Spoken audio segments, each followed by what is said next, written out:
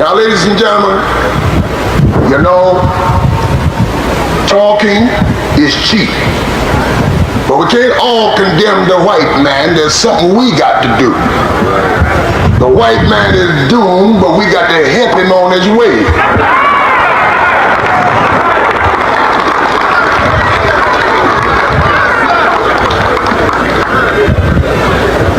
And I don't mean in the jest of hate. I mean according to the plan of divine providence. He that has been up a long time must come down. He that's been down a long time must rise. If you are an American Negro and an American Negro only, subscribe to Rascals Racism on YouTube, TikTok, Facebook, Instagram, Fanbase, Spotify, Rumble, and crackers that out on Twitter X. You can find more white truths.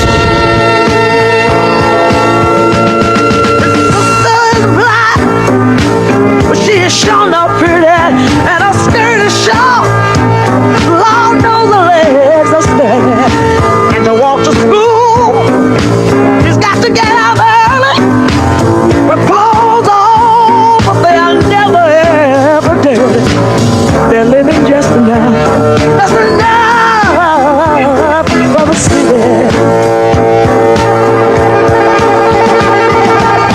My brother is smart. He's got more sense than many. His patience is long, but soon he won't have any. 'Cause to find a job is like a haystack needle. 'Cause where he lives, they don't use colored people. They're living just enough for the city.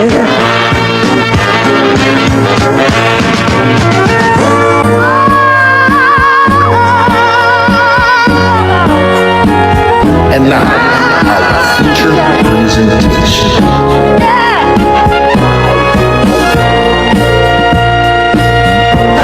But we can't all condemn the white man. There's something we got to do. The white man is doomed, but we got to help him on his way. Welcome to Wrestling with Racism, where we wrestle with racism every single day of our lives. If you are an American Negro and you are not subscribed to Wrestling with Racism, check out the other content. And if it hits you to the core, subscribe and share with every single American Negro that you know, whether they are wrestling fans or not. You may also find Wrestling with Racism on YouTube, TikTok, Facebook, Instagram, Fanbase, Spotify, Rumble, and at Non-Crackers at Al on Twitter X, where you can find more white truths. This is part 2 of a 3-part series discussing an array of topics in professional wrestling, and it was recorded in 2024. However, the main subject is the New Day. This is recorded before the New Day was racially fired from the WWE in a very strategic manner. However, we discuss their impending release, and we even discussed how AEW would handle a team like the New Day once they get into AEW, because we knew that's where they would go. If you have not viewed part 1, it is available on YouTube right now, and part 3 will be released on Tuesday. I'm joined by my co-host, Deportation 2025, the owner of a stolen gun. Later on down the line, we will be joined by the Foundational Bearded American and the Negro Knights Black Heritage Club. Go view part 1 and then come back here if you haven't, and enjoy the program. White people got this technology. They want to rewrite history, when at the time when that was going on, this was the pandemic, right? Remember? Yeah. So it was the end of the pandemic. George Floyd is dead. We had these riots. All this stuff is going on. This unrest. This racial tension. So they throw the titles on Big E, Kofi, and Lashley. They And did that the at next year. that time, So it's just like they we sat were down and saying thought about it. right then we said that was pandering. Then we said it was pandering. But now they're saying, well, the same shit. You had a black champion. What are you complaining about? Because we haven't been made whole, like you've been saying.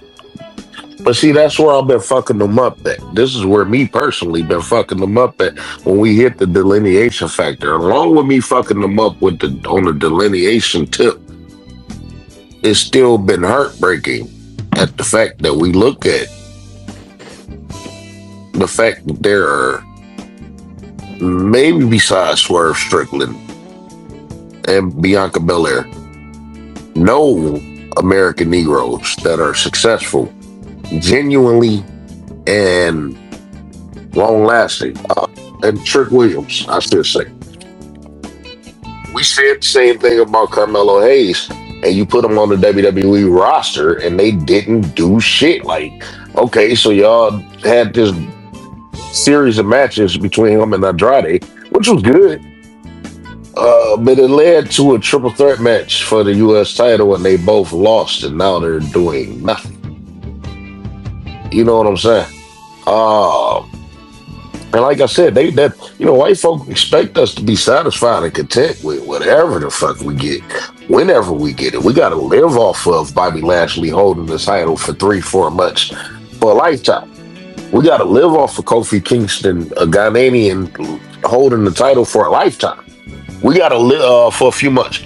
We got to live off of Swerve Strickland holding the AEW title for a few months and a lackluster championship reign for a lifetime.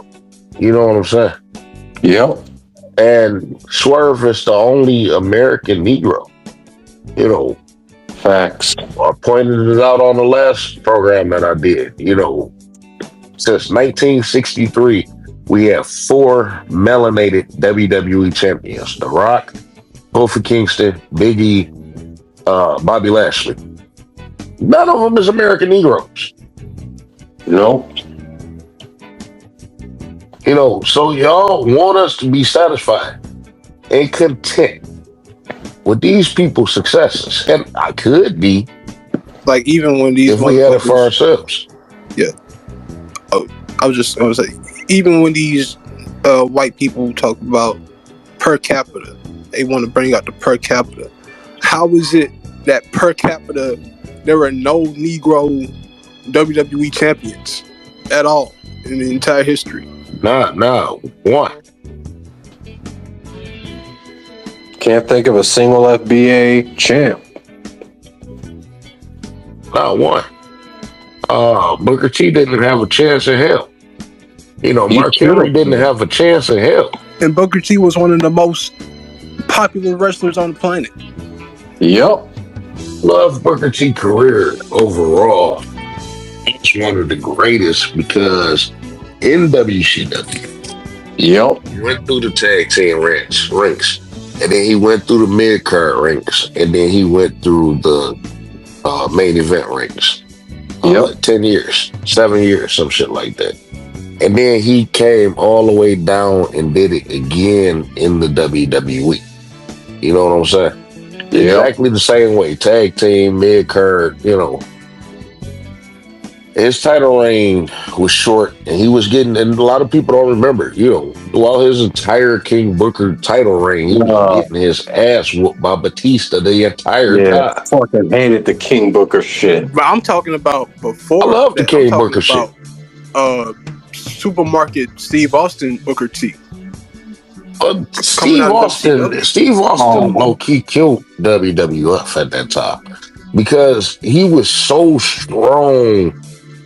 I mean, you got to know, you know, dominating in the Royal Rumble the way that he did that year, 2001. And then beating The Rock at WrestleMania. And then the 2-man power trip was just laying waste to everybody. And then when he got with Vince McMahon, he was laying waste to everybody. And then the invasion came, and he laid waste to not only everybody in the WWF, he laid waste to everybody on his own team. WCWA, ECW, in over his head and just beating everybody. And Stone Cold just, you know, They he was overdid it. untouched. He was unbeatable at the time. Yeah. 90, yeah, like Austin in like 97 to 99 was probably the best because they didn't overdo it with him. No, they were building him. Yep. And then, And like, then, you know, he got hurt and then he came back. He didn't lose no momentum, but at the same time, the business changed and he had no competition. The only competition that you had was The Undertaker, Kane, Triple H, the same people, and nobody wanted to see that shit 3 years later. You know what I'm saying? yeah. You know, shelf life. And this is why I say, like, and the shelf life is only going to get shorter in the WWE now. Because, like I said, one of the things that killed us is killing AEW and it's killing WWE, although the WWE can't do anything about it. And it's not killing them financially because they are great business people. But the Yeah. fact that we have so much wrestling on TV, you know, I said earlier, if it was just Dynamite, I think the Dynamite would have much higher rates if you didn't have. You got to give the people something to wait for. You know, when I was really hardcore into the shit, 99, 2000, 2001, I couldn't wait for the next, you know, Raw, SmackDown. I couldn't wait. And then the funny part was my parents wouldn't let me order every single pay-per-view. If I didn't have the money, then motherfucker, I wasn't about to just sit up there and order every goddamn pay-per-view. But I wanted to so goddamn bad. You know what I'm saying? Now it's like, I can find out what happened a month from now. You know what I'm saying? Not give a fuck. Yeah. They don't give you something to wait for. And like I said, we didn't have the luxury of Peacock or WWE Network and none of that shit. YouTube even to go back and watch some of the shit. If you didn't have the shit on tape or traded tapes with other people and shit, you missed it. Yeah. A lot of people didn't find out what happened. If nobody in school ordered the pay-per-view, we didn't find out what happened until Raw. So you had to watch Raw. You get what I'm saying? Yeah. Now you don't have to. Now you don't have to wait for nothing. Now we at the point to where we could just sit up here and not guess, but outright predict what's about to happen. I'll call Swerve Strickland entire championship reign down to the middle on an episode with Pecker Tom Ryan. Broke it all down before he even won the championship. And with the exception of Daniel Bryan and Will Ospreay, I had them switched. Yeah. Because my prediction was that Swerve was going to hold it until Wembley and then drop it to Ospreay there. But then they had it at Forbidden Door, and it's like, shit. No, and then on top of that, you had Will Ospreay come out a couple of days later in the media saying that, I lost to Swerve Strickland, so people didn't think that he was a placement for me. Like, what? Not really helping. You just killed his whole fight. He literally killed his whole title reign. I do not get the Will Ospreay love. I do not like that nigga. He's a fucking dickhead. Will Ospreay, Also didn't like the ending of that match. I don't see the thing. When I look at Will Ospreay, I look at him like I look at Kenny Omega and everybody else. I look at him like y'all gotta kick out. Y'all gotta do the most devastating moves just for people to kick out of him. I don't want to see it. Like, what's the difference between Will Ospreay and Matt Bourne? For real. Exactly. And not one time did I ever wanted to see Matt Bourne as the WWE champion. And I liked him. Matt Bourne. Who's Matt Bourne? Evan Bourne. Am I Damn, I don't fuck Oh, with him Matt like I thought I Borne did. was Doink the No, Clown. Evan Airborne. The nigga, hey, the nigga used to bust oh, out the fucking Matt Seidel. Okay. shooting star. Oh, Matt Seidel. By the way, Mike, happy belated birthday and many more. Appreciate it. I had some encouraging words, but suddenly I lost it. So, just we're going to think with many more. If AEW, if AEW and the WWE is not as small as AEW, but if AEW is to create a cruiserweight division, do you think that the AEW title wouldn't mean shit? Do you think they should prioritize the cruiserweight title over the light heavyweight title over the AEW world title? Because No, everybody is fucking cruiserweights. I wouldn't have a cruiserweight title because there's way too many titles in AEW as it You can is. drop, son. I can't believe they doing this Yeah. Continental Classic shit. Are they doing 3 belts like they did last time? No, not this time.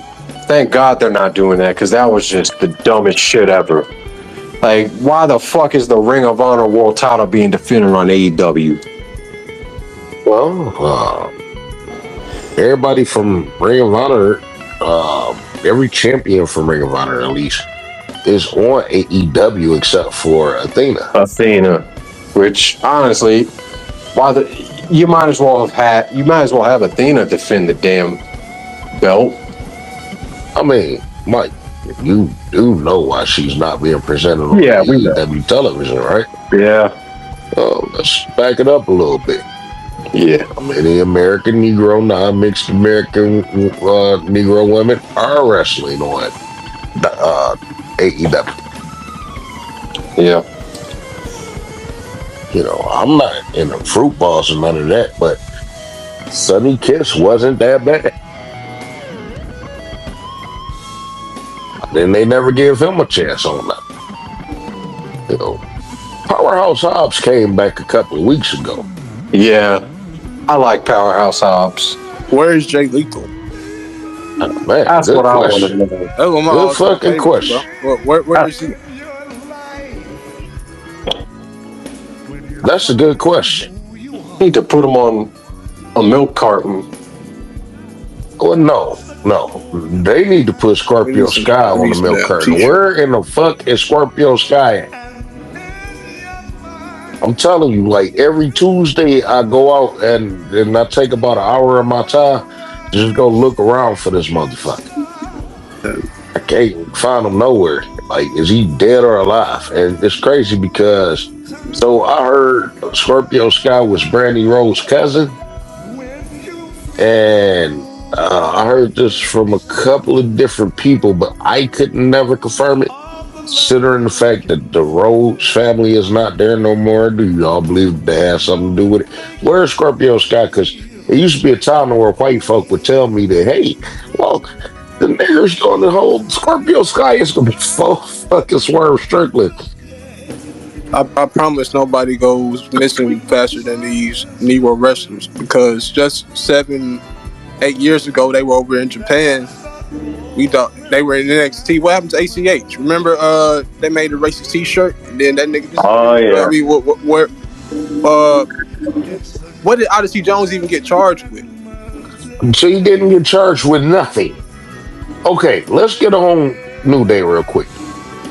There was a lot of noise around SummerSlam at the fact that there was not a single melanated person wrestling on the program. Not even Bianca Belair, Jade Cargill, Naomi. The big three that they like to throw out to say, hey, we got niggers on the program. Nobody did. So it was a lot of talk online about that. And I noticed that the next day that they debuted Odyssey Jones out the blue with the New Day. Out the blue. And they haven't done shit with the New Day all year long. I think they were in the tag team match at the WrestleMania, the ladder match or some shit. Somebody can correct me if they wasn't. But I think that they may have been thrown in that match. But other than that, they haven't done shit. And then all of a sudden, the next day out the blue, you bring in Odyssey Jones and put him with the New Day. Mind you, Odyssey Jones is a nigga that they have had on the roster a year or two, a year and a half, and never did shit with. I can't tell you what he did in NXT because I wasn't watching at the time, but I'm pretty sure he had some type of career in They kept him NXT. off of TV a long time in NXT. Even before he got signed to the WWE. No, I just remember when he was in NXT, there would be like these long stints where he would come out have a match and he would go back to you would So they, oblivion. they never had anything solid or concrete for him. Not And not we could until tell and we not could not even tell that. until it and not even until I think he came to the main roster and they paired him up with a New Day. I think they just So did this that is out of how I nowhere. know that that was some bullshit. Yeah, they just did That that shit same night, completely out of nowhere. that's well not just that, that same night they debuted uh Bronson Reed. And Bronson Reed supposedly viciously attacked Seth Rollins. They're not going to debut two big people and make one of them Monster Hill and make one of them Monster Face. And then for them to throw him in the New Day and out the blue just have this thing to where New Day is separating and Xavier Woods don't understand why you got to bring this motherfucker in and why did Kofi Kingston bring him in. It was just a bunch of bullshit. You knew that they were just trying to pander to us to try to lay off the talks. But if you notice over the last couple of months, things has been off and on. Like they would do things with Xavier Woods and them losing for a couple of weeks in a row, even so much as him getting the Intercontinental title shot against was it Strowman or what the fuck is his name? Jay Uso? Jay Oh, Uso. yeah, Uso. Because And losing that. Mind you, they done had three pay-per-views since then, three or four pay-per-views since then. None of the shit ever led to a fucking pay-per-view. Then y'all doing this shit out the blue with the New Day 10-year anniversary and having Big E shit. You know, where do y'all think that this is going to go? And do you think that it's going to elevate the least successful person out of the New Day, which is the only American Negro out of the New Day? nope. I don't think Xavier Woods is going to get elevated at all. So And how do you see them making their exit? How do you see Kofi Kingston and Xavier Woods making an exit? Do you think that Kofi Kingston would go first? Do you think that Xavier Woods would go? You know, do you see them breaking them up and what do you do with them after you break them up? You know what I'm saying? This is, once again, take out the racial aspect, and we could talk about Triple H's booking. yeah, I think they probably just get rid of Xavier Woods and not have him on TV for probably have him in damn catering. They should do like a lose or leave match. And Xavier Woods is going to perform whatever they do, however they choose to go about this. He's going to go over and beyond. You think that Triple H is going to ignore that and say, "Yeah, nigga, you're still going to be relegated to this"? Yeah, because Triple H has yet to show me anything good in regards to how he's booking Black Americans. I mean, not even Bianca Belair and them, like nothing. Yeah, it make me wonder. What's first of all, how long Bianca Belair and Jade Cargill is going to feud, and then what are you going to do with them individually afterwards? I think Bianca Belair is going to get pregnant, and then they gonna start calling her troublemakers and shit, and get her off the WWE. You got to know that they want that Jamaican woman, Jade Cargill, over Bianca Belair. Oh yeah, Especially since they done utilized Bianca Belair to the potential, to the extent of where they want to go. They not one time ever tried to elevate Bianca Belair. Not Nope. one time. No heel, no character change, no nothing. Same thing with Naomi. Nothing. Uh, like I said, so the WWE is booking themselves into a corner. Eventually, all this shit is going to come to head, and you're going to have to figure out what to do with these people. So, Mike, with that being said, and you got a list of people from that's in the WWE main rosters right now, American Negroes, melanated people. You got a list that's in NXT. No telling what that list is going to look like under them.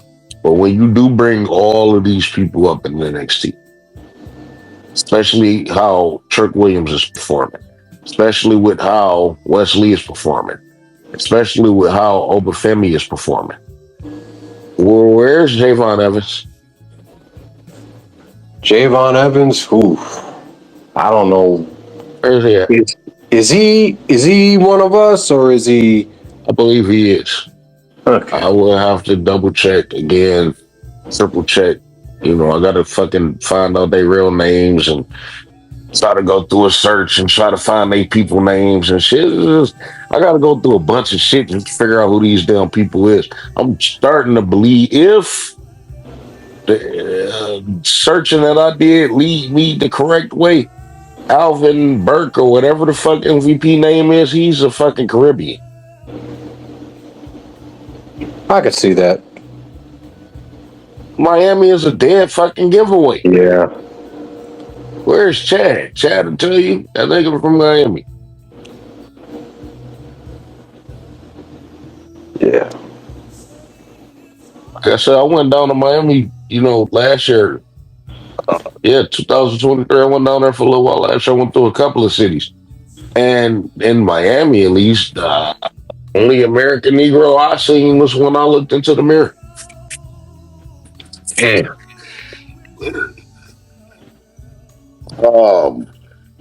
and I'm not saying it's like that I think MVP was born in the 60s or 70s. But you got to look at this motherfucker. Yeah. So,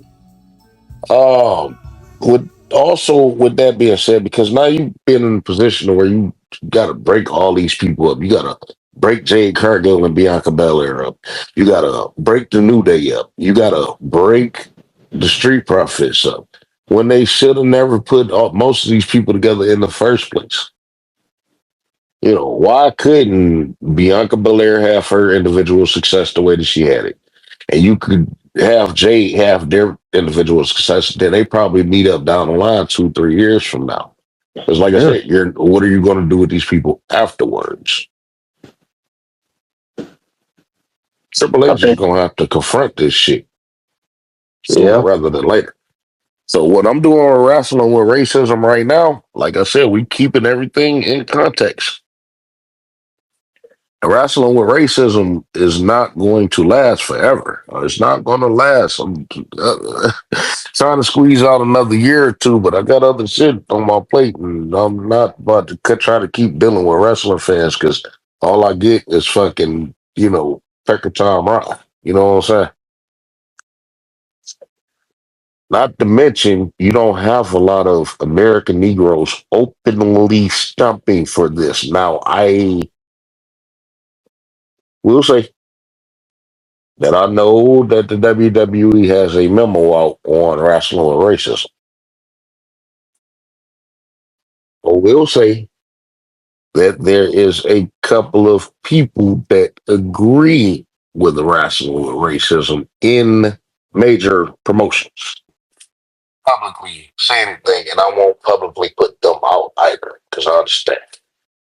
And that's unfortunate. And it's crazy because this is the time for every American Negro to step in and put their foot down whether it's by publicly saying things or just publicly walking away. It's got to be a collective effort too. Or else, it's not gonna mean shit. But if it don't happen now, we at the point now to where they tell us to accept whatever crumbs they give us. Okay, Trick Williams held this title. Bobby Lashley held this title. Kofi Kingston held this title. The Tethers. Whatever the fuck the Tethers held, niggas should be satisfied and content with that for a lifetime. 2, 3 years from now, when we start to see things as worse, when we start to see that most melanated people that have successes now are not going to have that type of success 2 years from now. They may be released or they may be still in catering or, whatever. Like I said, I believe it'll be too late for us to make a move. But how do y'all remain wrestling fans too? You know what I'm saying? You got to know that the locker room is going to feel a certain type of way when they start to see all of these melanated people, especially the women. You know what I'm saying? That's just too damn black. Lash Legend, Jada Parker, Jakara Jackson, Bianca Belair, Naomi. That's just too much for them. You know what I'm saying? Uh, it's gonna be interesting, and I feel like things is not gonna come to a head until wrestling with racism is gone. One thing that I will do is keep everything documented. I thought that I could have these "I told you so" moments, but generally, when shit happens against our favor, I end up hurt just like everybody else, right? Yeah. Um, Shit. How do we go from here? Violence, violence. Michael, you agree?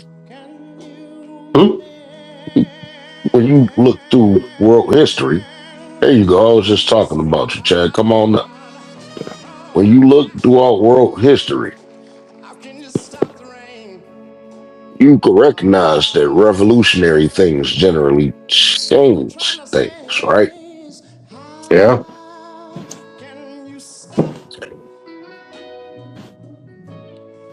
The Gullah Wars is what was the real reason why U.S. stopped slavery.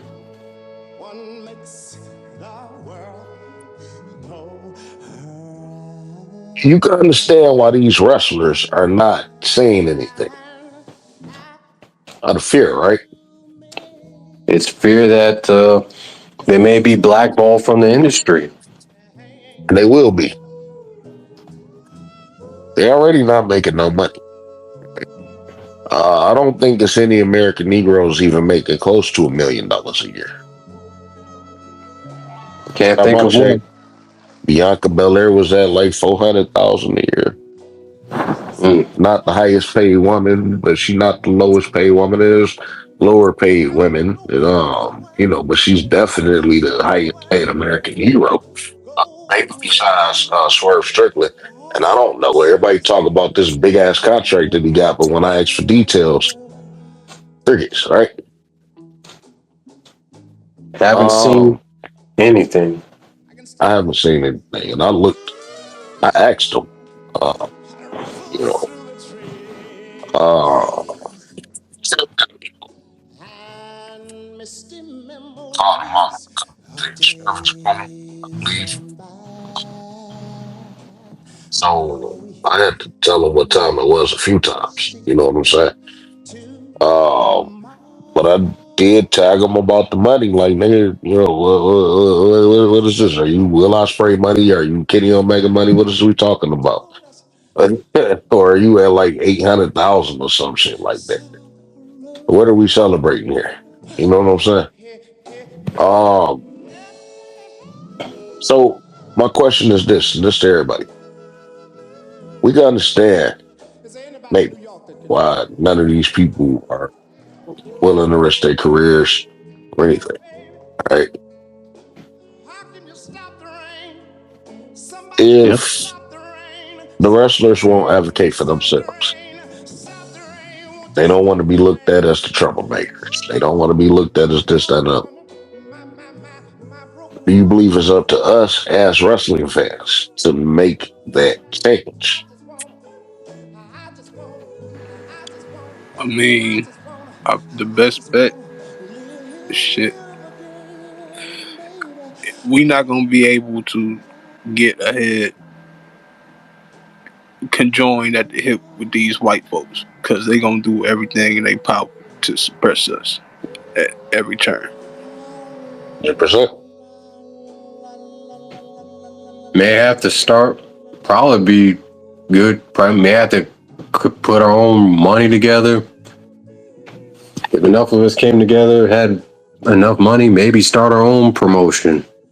Yeah, that's it. That's literally it. That's everything else we So that's tried. been talked about. That's been talked about. Okay, so the funny part about that, when you get a operation owned and operated by American Negroes, and you want to do things for American Negroes specifically, how quick do you think white folk, if white folk got this thing with litigation and shit, how quickly do you believe that white folk would try to, sue or do whatever for discrimination? Oh, they'd be quick to do it. Quick as hell.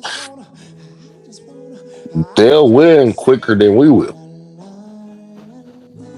They won't work with American Negroes, I believe, at least in the entertainment aspect.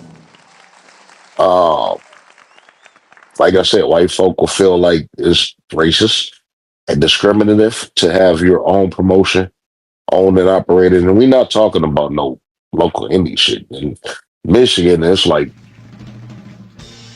to,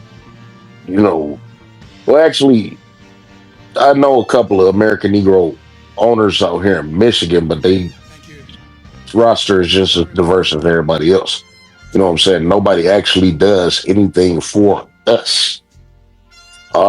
But obviously, even if we did in one town, that wouldn't do nothing or make no type of noise. But to try to make it into a traveling group and to try to make it into a actual big time promotion, it won't happen with it being all Negro. It won't happen. I know it seems like I'm fighting and advocating to integrate into the system of the WWE or AEW, but essentially, I want to exploit the fact that we may not be able to do this for ourselves and have it be specifically for us, especially if it pop. I'm saying, it probably won't be all Negro. You probably have white boys in the undercard and mid card, but it would be definitely be a predominantly Negro organization with the Negro main talent. We need something for ourselves completely. We need something for ourselves completely. Diddy sitting in jail right now because he wanted to do everything he can to stop making other people money. Let that shit come directly to him and his group of people that he wanted to make money with and for. And you got white supremacists saying, oh, hell no. We got to put you down. So they did. You know what I'm saying? We got all the reasons in the world to commit revolutionary acts. And in a sense, when you look, in every genre of living, you know what I'm saying? It seems necessary for the fact that it seems like it's the only thing that we haven't tried. When we do want to make moves for ourselves, As an individual, that's fine. But when it come down to moving the people, America prevents. Not only do America prevents, it seems like the world prevents. You know what I'm saying? But let's just speak for where we live right now, America. We got to pull that thorn on our side eventually, right? So it's a different method to think about, just a different method to think about. It's these types of methods that got Malcolm killed. It's these types of thought processes that got, or even actions that got Nat Turner killed. This is the thought process that took the nation out. You know what I'm saying? And like all these people that we may listen to, new people, you know what I'm saying? How many people is actually talking revolution in public?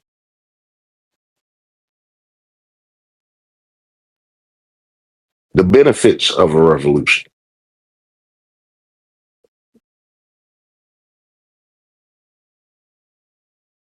We got to get out of being a scared people, though they give us all the reason in the world to be afraid, right? Um, but we still got to go with this now or never philosophy. It's now or never. You know what I'm saying? Because I don't know what's about to happen with the education system. I don't know uh, what Linda McMahon is about to do with this criteria. Like I said, we've been going. My bad. Can y'all hear me? If y'all can hear me, put your thumbs up. I hear you. Yeah, I hear you. Okay. All right. Cool. Um, we don't know what's happening with the education. What's going to happen with the educational system, and a lot of us still don't even know what to teach our children about the past. A lot of us are not aware of what's going on today and what could affect us in the future. And eventually, they're going to get black minds, fresh minds. You know what I'm saying? To the point to where it's going to seem unbelievable that slavery actually even happened. You understand what I'm saying? We damn near headed that fucking way with them erasing history. Literally. They've been burning books forever. You know what I'm saying? They quick to deny every fucking thing. And,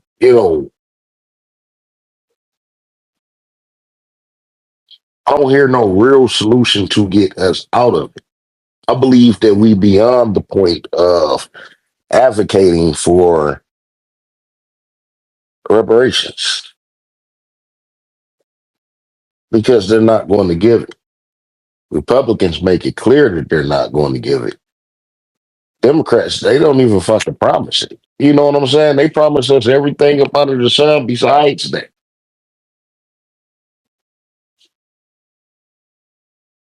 Once they are completely gone, we don't need their reparations anyway.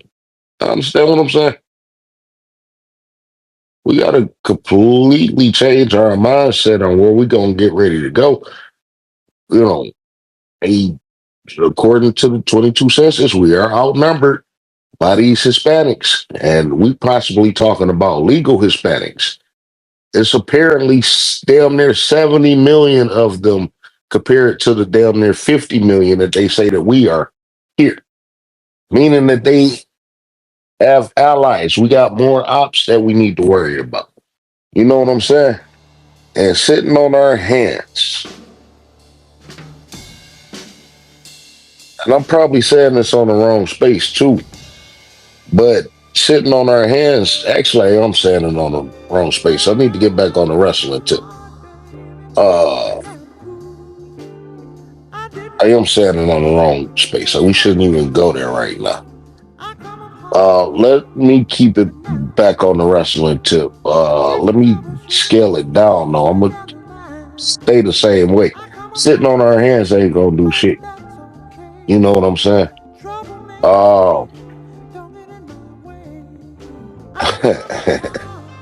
This sounds funny for wrestling, but busting a couple of these white motherfuckers up at these shows may show these motherfuckers something too.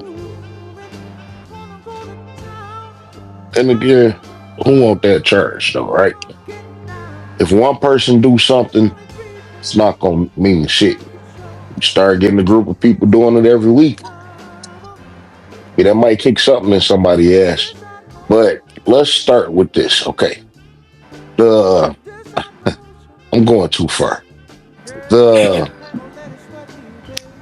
wrestlers don't intend on doing shit about it. And y'all see the scale in which I believe that we need to go. But let's scale it back just a little bit. These wrestlers aren't going to do anything. How much of a factor do you believe that the fans should make? Whether it's mass emailing Triple H, WWE headquarters, I should say.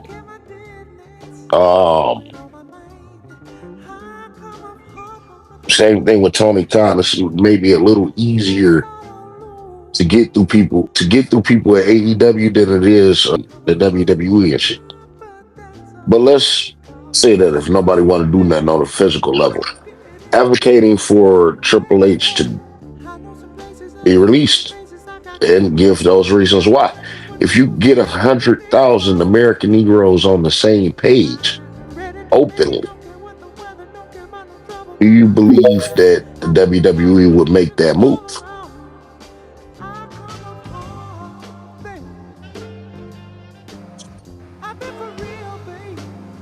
You know, one of the main issues is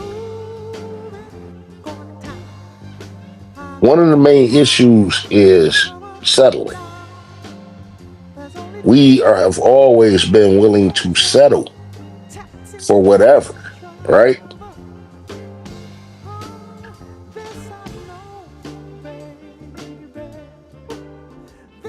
How do we get out of that settling mode?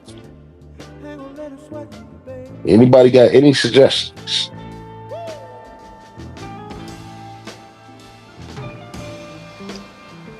Shit, start making demands. The demands are out there. We want to see more American wrestlers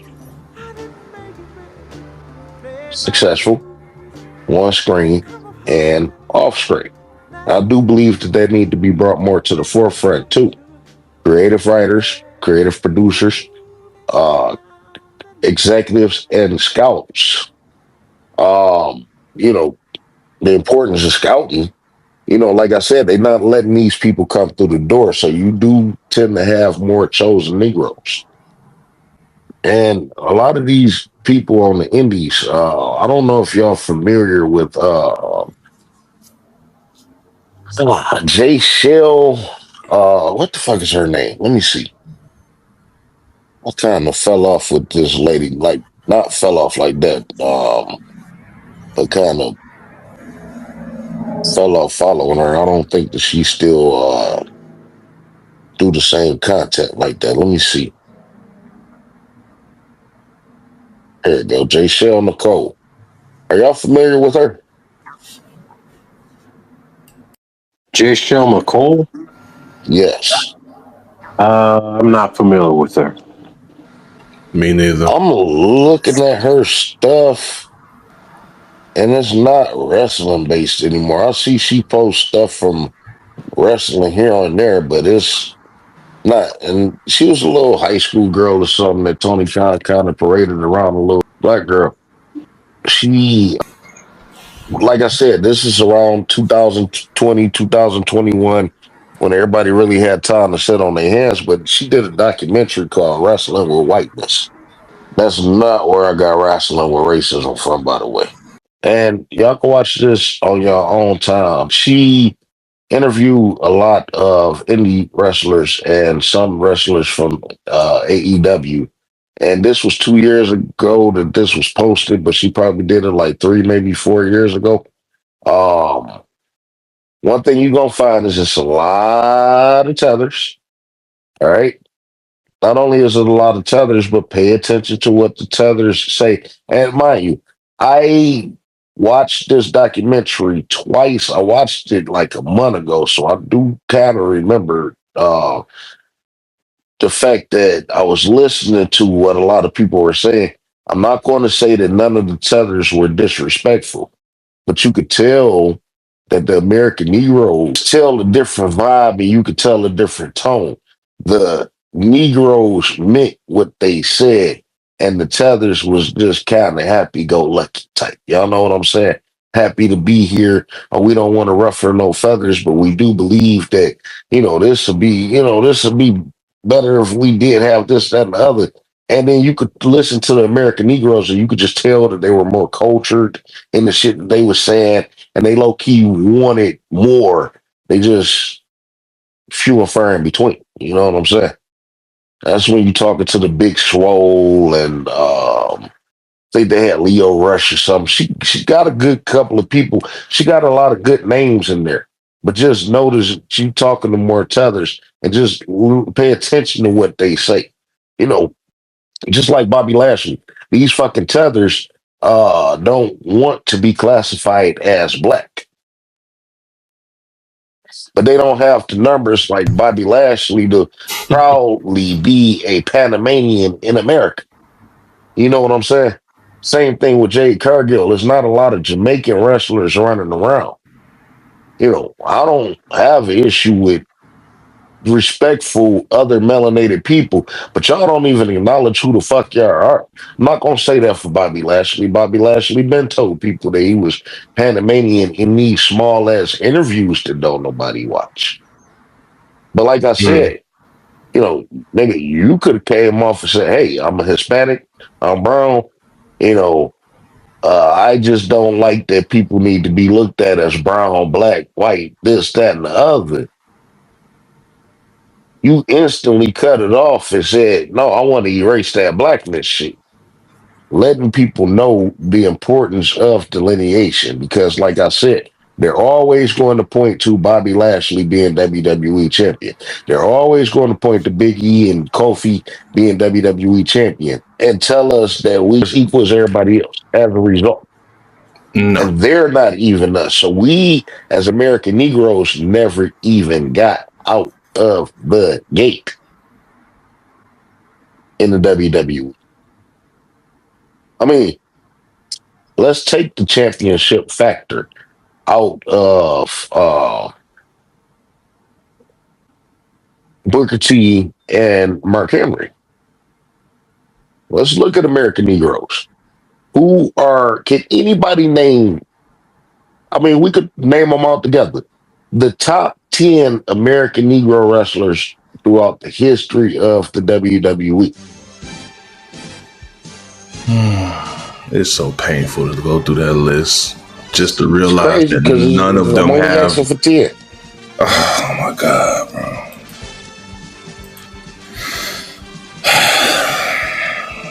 I guess we got to start at Booker T. Are we talking alphabetical? Nah, wait. Are we doing only It don't champions? have to be championship success. It could be name success. So Coco Beware could be in it. Junkyard Coco Beware. Junkyard. Kamala. Viscera. Wait, is Kamala? As light skinned as he is, Kamala is an American Negro. He's from Memphis, Tennessee. Okay. That's that's one of him and LeVar Burton are the only people I know that, and Eddie Murphy are the only people that cosplayed on African culture. And that shit was only 3 seconds. Eddie Murphy didn't do it for that long. I guess we throw Ron Simmons up in there. Farouk, you got to say Farouk. I like Junkyard Farouk, Dog. Yeah, we got Junkyard Dog in there. I'm gonna throw New Jack in there. I don't care who don't like it. Hell yeah! Shout out to New Jack. I said that time out. I'm just playing. I know you was gonna come at me. I knew you was gonna come at me. Listen, New Jack, my God. I love New Jack. Rest in peace. I don't say WWE. He was one of us, right? Okay, you're right. WWE. Yes, he was. I said, yeah. Okay. And New Jack is a nigga that they would never let him at WWE. don't think he even appeared on WWE television. Yeah, he was too raw. But he wasn't though. I mean, at the end of the day, he's still a professional. Yeah, they couldn't handle him. He could have did training. He would. Y'all got to know, New Jack not stupid. He wouldn't have got in there and fucked up his money. You know what I'm saying? He wouldn't have got in there. What do people expect him to do? You know what I'm saying? Like, you know, kayfabe is still a thing, so people believe that certain people was the way that they were. Jack was probably sweet as pie. Do I get the name drop Ahmed Johnson? Yeah. I mean, whoever you feel, he was popular for a minute. I'm going to make a point of this. That's why I just wanted you to just name out as many as you can. I mean, I said top 10, but, you know, since we are bringing these names out, let's just name as many as we can. We starting to wind down a little bit. Was Too Cold Scorpio in the WWE or WCW? He was in Flash both, Funk. but God, I hate to say this. Too Cold Scorpio is one of my favorite wrestlers of all times, but the WWE did not put a single effort behind him. So I will not add him to that list. All right. It's a difference now. So I want you to recognize the difference. Coco Beware and Too Cold Scorpio. Too Cold Scorpio was the greater wrestler, but he didn't have the success, so therefore he's not on the list. Oh, let me throw some females in there. Jacqueline, Alicia, her crazy ass. Time out. It's a misconception. Nope, I'm not about to let nobody do this shit. I'm not about to let nobody do it. The WWE didn't do shit with Jacqueline. She was a job. The time that she held the women's title, and Chad, you know this.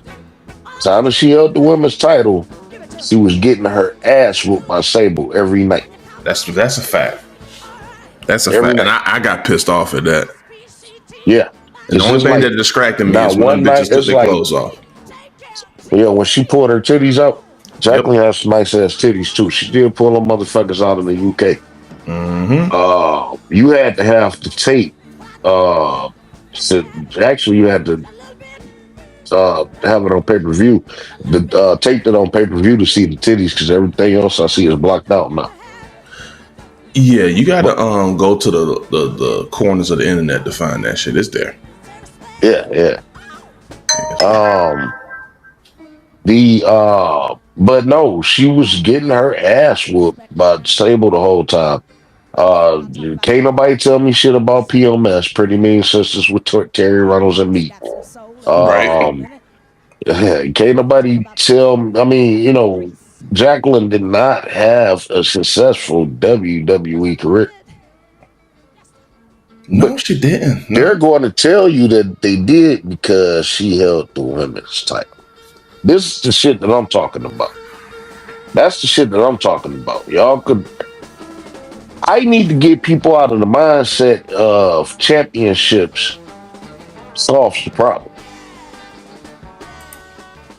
Because it doesn't. When white folk tell me that Scorpio Sky was the first tag team champion with a white guy, by the way.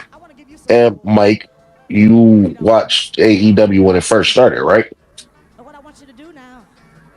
I watched a little bit of it when it first started, but then I started really getting into it around the time CM Punk came to AEW. Okay. Chad, how about you?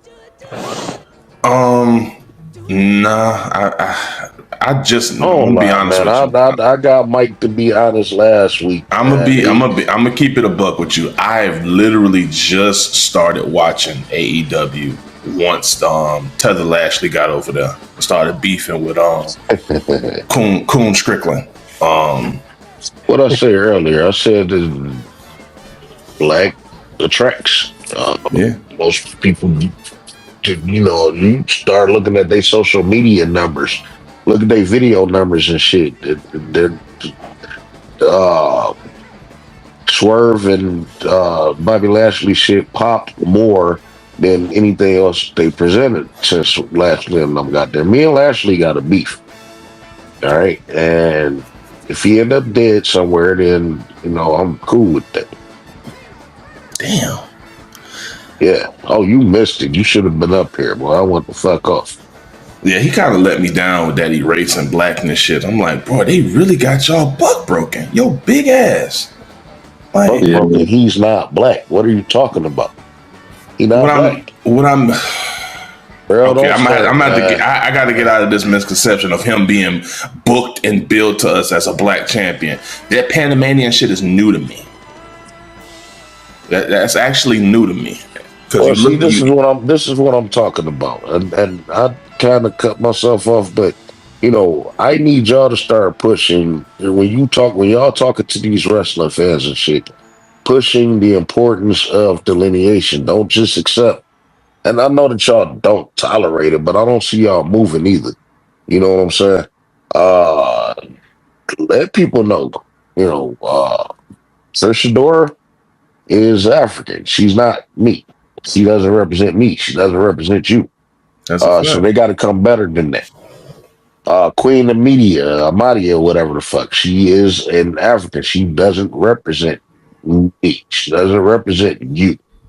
Uh, she shouldn't even be brought up when you're trying to tell me that there's success amongst American Negroes. American Negroes, foundational Black Americans, whatever, however y'all choose to identify yourselves, let these wrestling fans know the difference in what you're speaking of. And when you do that, when you delineate these wrestlers, I did a program a couple of months ago I said when you strip the WWE down all the way down to its draws, you're gonna find out the last ones out broken hearted is American Negroes. Mm. Yeah. What American Negroes have the greater upside in AEW below Swerve Strickland? All this hype about the Hurt Syndicate. Bobby Lashley is a Hispanic who wants to erase blackness. Okay. And everybody hyped that Shelton is in there, right? Yeah. Notice when you get all these new people that come into the WWE, oh my God, Lance Noyan or Jacob Fatu or, whoever is new people that came into the AEW recently and shit. Oh, they have to be world champion. Mm. I haven't seen not one person say that Shelton Benjamin should be TNT champion since he got there. Not one. I'll go a step above that. That man should be fighting Mox right now, in my opinion. And my thing is, I said that. My bad, Grease. Real quick, I said that just to lower the bar, just to show you how low it could get. They're Yeah. not even advocating for him to be TNT champion right now, but y'all want that Yuta Wheeler bitch to get it. My bad, Grease. You got it. Wheeler Yuta is a fucking twink, man. That nigga weigh 140 pounds. I don't know who that is. Come on, it's that Chinese. It's the motherfucker that look like not Bruce Lee. What's that nigga name? Oh man, what will you look like? He look like But it's like these same fans who love Wheeler Yuta. my bad. Like 13 years Yo, ago, who were that? saying Bobby Lashley didn't have it, or they say guys like Edith Simper didn't have mic skills, or it's always mic skills. It's always they couldn't talk. That shit And just. they got so many excuses. People Mike shit on John skills. Gresham. And the funny part is Jonathan Gresham is very, very, very short.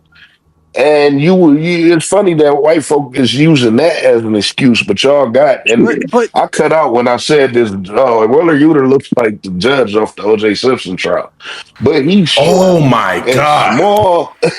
and Put some glasses on him. It's a wrap. Jonathan Gresham lifts weights.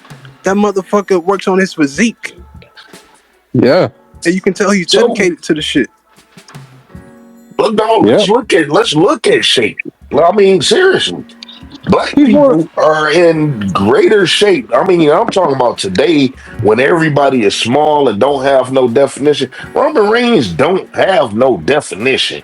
He don't have that John Cena, Brock Lesnar don't have. He don't He's have not that. imposing. He's not like a big dude. He's like two. He's a middle He lightweight. 230 for real. Look at everybody at He's literally a AEW. lightweight. Look at everybody at AEW. Every black talent, even melanated. I'm not just talking about American Negroes. Every melanated person is in greater shape than anybody in AEW. Besides, let's say Brian Cage and Warlord or some shit. Look at Trick Williams and Carmelo Hayes and Montez Ford. Look at the shape that Angelo Dawkins is forming into. Remember, he was a fat kid. Now he's starting to form into a little something. You know what I'm saying? And look at fucking Sami Zayn all these years. I mean, come on. And I'm supposed to take this guy seriously, though, right? Sami Zayn is built like a project manager. Sami Zayn's built like the nigga that work at the gas station that I just left from. That's like. Adam Cole is one of the worst to me. I don't know how that nigga. I don't know how he ever got over it. Bro, He had a little bit of a build in ROH, like when he around the time, like when he first won the world title. He looked like he was starting to put on muscle, but then. But see, I'm just not buying this shit. Yeah. You know, Rey Mysterio could fight, beat big guys and wrestle big guys because he used his legs. You know what I'm saying? He could do things. He wasn't slamming fucking, Kevin Nash and shit. You got people just slamming people all over the motherfucking place. Low-key, Rey Mysterio probably got his ass whooped for mass majority of the He match. was always working under. Oh, yeah. Underdog. Just what I was saying about earlier, Mike Duke was up here. We was talking about Swerve and Max Caster last night. Apparently Swerve squashed him. But wasn't it just 2 years ago to when they were competitors? Yeah. Going toe to toe? Yep. In having the best tag team matches? Yep. So, and even Anthony Bowen's great shape. He mixed with white, but still great shape. Ring. Good in the ring. He better than I see more out of him than Max Caster. Yeah. Max Caster is actually holding him up. Yeah. Who else? Booker T was always in greater shape. Well, Booker T came in when everybody was in shape. You know what I'm saying? Now it's at the point to where it's like I could walk down the street. I could walk go into my kids' school. And I'm not saying that these wrestlers look like kids, but they look like the teachers. You know what I'm saying? Scrawny. And I'm not a small guy. I'm not the biggest guy in the world, but I could beat their asses in real life. That's all. If I could beat your ass in real life, yeah. If I feel like I could challenge you, then Roddy Piper didn't look like shit. He didn't look like a wrestler. You know what I'm saying? Character-wise, he made you believe that he could whoop your ass. None of these people even make you believe that they can whoop your ass. What the fuck can Adam Cole say or do that make me fear this motherfucker or think he even got a fucking shot? AJ Styles, I'll say AJ Styles, who recently put on some muscle, still don't buy it. Still don't do what? Still don't buy it. Look like a cop, man. No, but Don't AJ, no, but wait, AJ is more in the Rey Mysterio land. He picks people up. Rey Mysterio, AJ Styles still stay in his lane. AJ Styles is a very, very, very small person. 5'9", right? He's like 5'10". He gotta be like 5'7", I think he's 5. I think 5'8". 5. I'm thinking more 5'9", 5'7", 5'8". Like I gotta know that these wrestlers wear boots, padded boots, and on top of that, their build height and weight is much different than what they actually are. Yeah, I learned that with Kevin Nash in Daytona 10 years ago. I was like, what the fuck? Well, he actually 6'5". I'm 6. At the time, I'm still 6'4" at that time. I didn't have to bend my neck that much. I don't know. Okay, I didn't have to look up that much. Well, Andre the Giant was never 7 feet. He was like 6'8", right? 8 or some shit like that. But he was so massive, you could believe it. I seen Sid Justice one time in Nashville, and that motherfucker. Hey, my dad is 6'3", and I was a child at the time, and I thought my dad was the biggest person on the planet. But Sid Justice was that motherfucker bigger than big. Well, it's like Steph Curry. It's like Steph Curry, like what, 6'3" or 6'2" or some shit. He's 6'3", and I can tell you that's legit. I've seen D-Wade. No, it's 6'4". legit. That's legit. It's legit. You know? But the thing is, they don't look it being around all them motherfuckers, right? Nah. They look like they fucking 5'5" or some shit, right? Not to mention, there's another 4 people on the lineup that's taller than them that you see them bumping shoulders with on the court, and it's like, man, they ain't that damn tall. But the point of that is, you go to wrestling and you could tell that these motherfuckers 5'6" or 5'7". That's where we at right now. Like Nick Nemeth, that dude, he's got to be like 5. He got to be 5'6" for real. Oh, Dolph Ziggler is tiny. He's very tiny. I don't know if I'd call him 5'6". I would say maybe 5'9". Well, Chris Benoit was like 5'9". Chris Benoit was like 5'8" to 5'9". Legit. That was legit. Yeah, that was legit. Yeah. He built just like his built just like Dynamite Kid. But he was very, very short, and the difference between him, and this is why I say that I believe that wrestling is in desperate need of steroids. You got to be able to suspend my disbelief. Man, first of all, y'all go watch No Mercy 2003. I sat down and watched that shit. I got through half of it, but A-Train versus Chris Benoit, man. I just fell in love with that fucking match, man. It was like 7 minutes, but that shit, man, oh man. And Albert A-Train picked him up over the top of his head, and I guess Benoit slipped, and I don't know, was this a planned spot or not, but the chair was right there. He literally slipped out of his hands when he had him in the military press, and Chris Benoit came down right on his head on the steel chair that was on the fucking mat right there. That was some shit, boy. But that was a real good-ass match. That's the same one with Vince versus Stephanie McMahon. Oh, by the way. Okay. Yeah, that was a good pay-per-view. No Mercy. I ordered that by mistake, Damn, you didn't have the black cable box back in the day? Nah, over my grandma's house, but we wasn't over there on Sunday nights. Shit. Man, we copped up. I kind of wish I had the black cable box growing up. Man, 4 for $200. Installation free.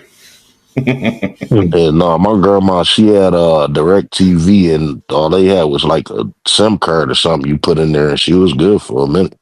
Yeah, them SIM cards, we rocked out with them shits for like 3 years before they cracked down on that. Oh, that was lovely. Yeah, oh yeah, it did last for a minute. Yeah, that was lovely, man. And then we got to the phase where we had to take them out at a certain time and put them in when we wanted to watch some shit. Yeah. So, is there any wrestler, and I know we are grown as hell now, but is there any wrestler, because like I said, I could still look at Chris Benoit matches and get lost. Like, oh man, this shit is just amazing. You know what I'm saying?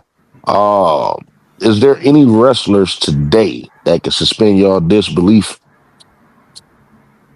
Or if that's too much for an adult, any wrestlers that you could buy into and believe in what they're doing today?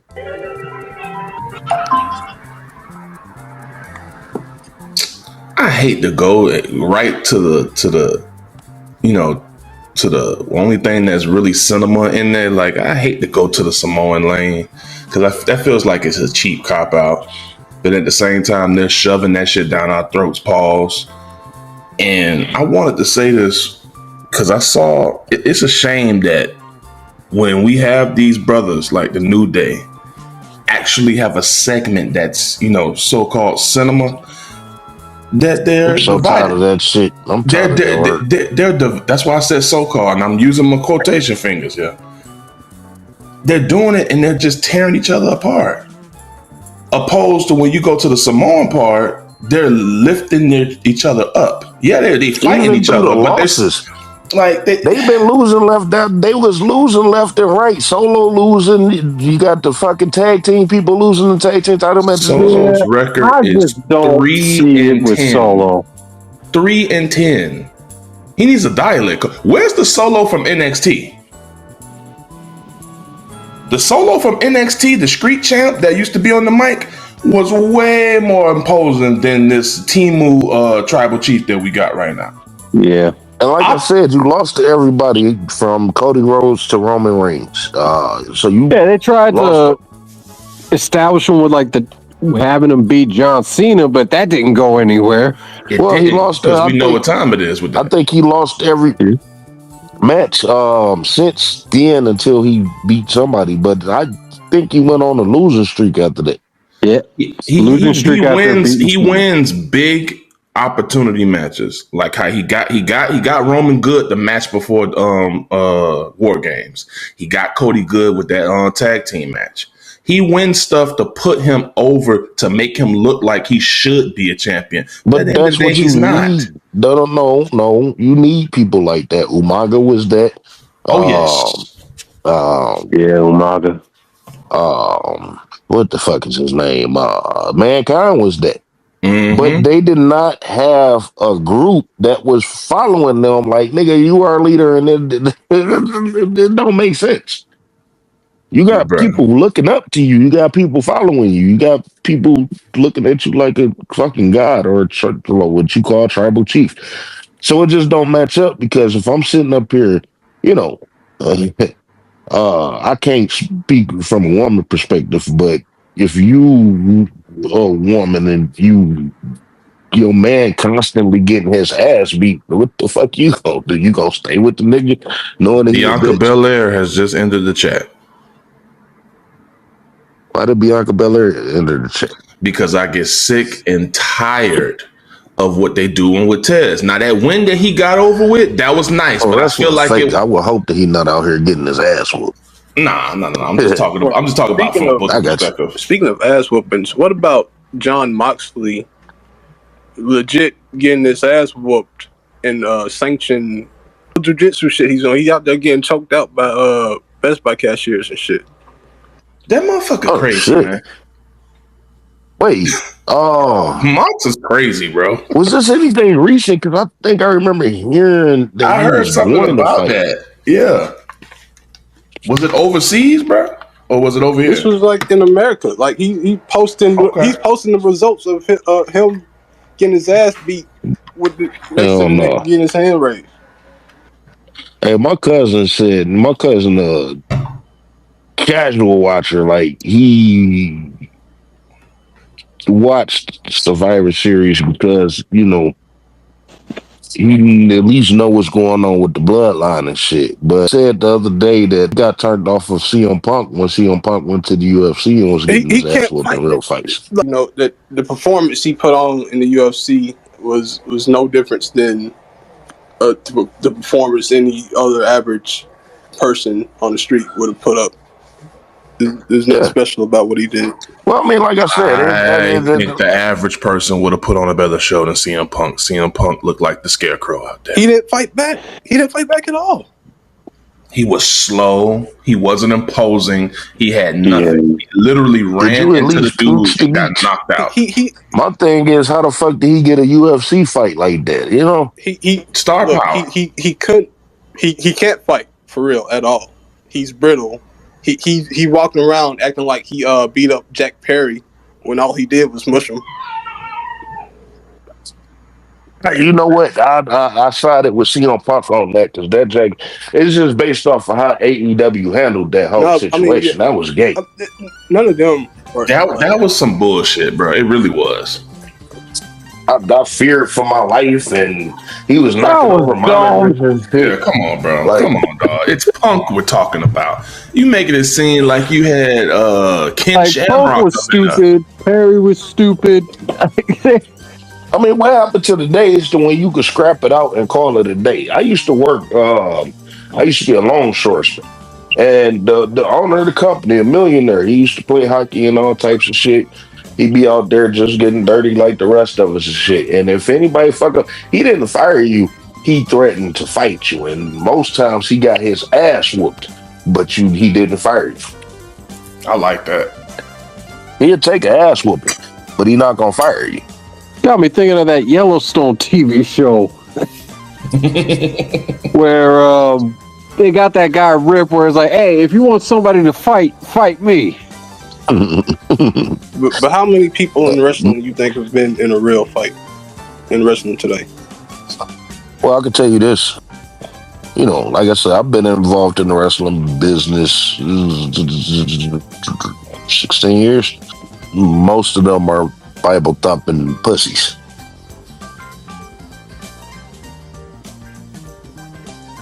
Most of them. Then again, most of them was built like Adam Cole. But even those that weren't, those powerhouse hobbs, motherfucker, everybody humble and shit. You know, my thing is, you know, old school, listen, if we got a problem, let's duke it out and call it a day. We could, you know, brush this off.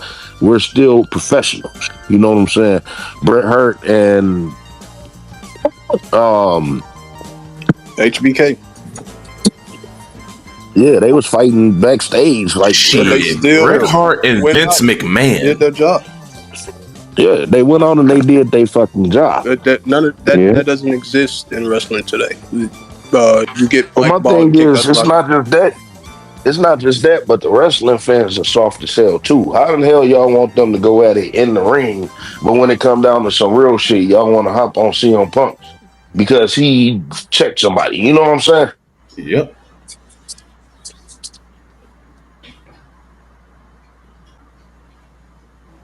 I mean, I done duked it out with my brothers plenty times, picked each other up and kept it pushing. Sometimes you got to get the bad blood out.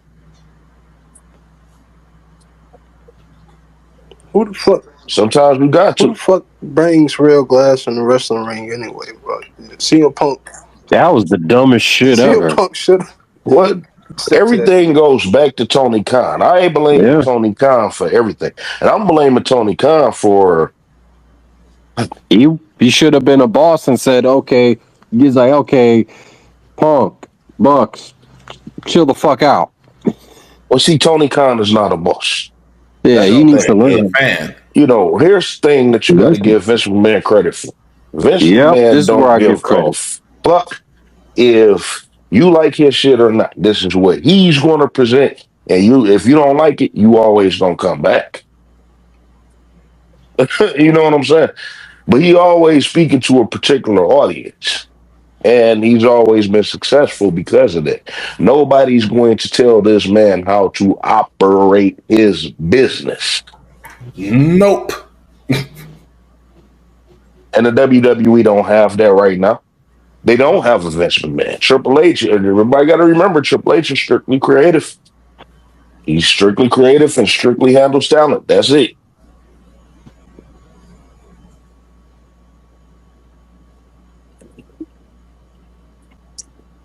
He got bosses that he got to answer to. You know what I'm saying? They leaning more on him until they learn the business, and then when they learn the business, he may be out the door. Triple H got to go anyway. He got to go. I see him getting stale. The whole Paul Levesque era thing. I see him getting stale and exposed. And you said this, H. I think once Netflix pops up and we going back to live, we gonna see how the Triple H Levesque experience is gonna be. It's gonna. I think it's gonna. Well, we're gonna see it through WrestleMania. Yeah, let's talk about WrestleMania. Like, okay, we could get our main event out the way. Cody and The Rock, Cody and Roman and The Rock and shit like that. What do y'all see for the mid card? Who is Gunther gonna face? Who is Braun Breaker gonna face? What is WrestleMania looking like to y'all? What is WrestleMania shaping up to be? And matter of fact, I'll even take you a step deeper, and I want y'all to truly think about this. What do y'all want WrestleMania to be? This is where we're going to expose the talent. In a good world, Carmelo Hayes goes over somebody, but I don't see it happening no time soon. So we got to think black. You know what I'm saying? These are the only other options because you don't want to see nothing else, right? In a good world, Bianca Belair takes down Rhea Ripley. Okay, that's got to happen. That has to happen, but will it happen? Rhea Ripley is literally the number one chick right now with no title. That's terrible. That's terrible.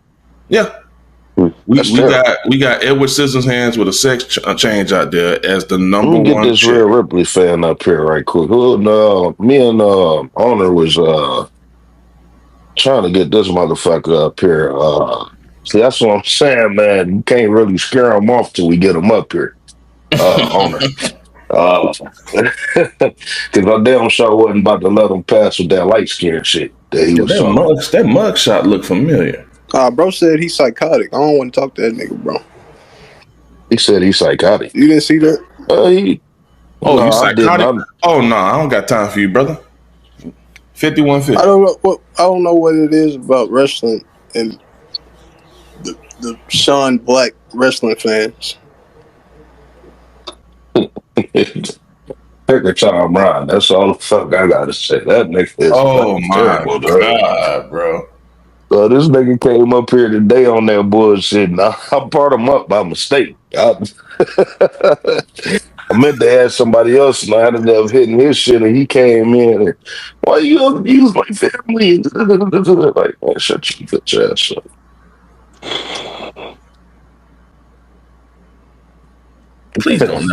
Please don't let me be in the room with this guy at the same time, bro.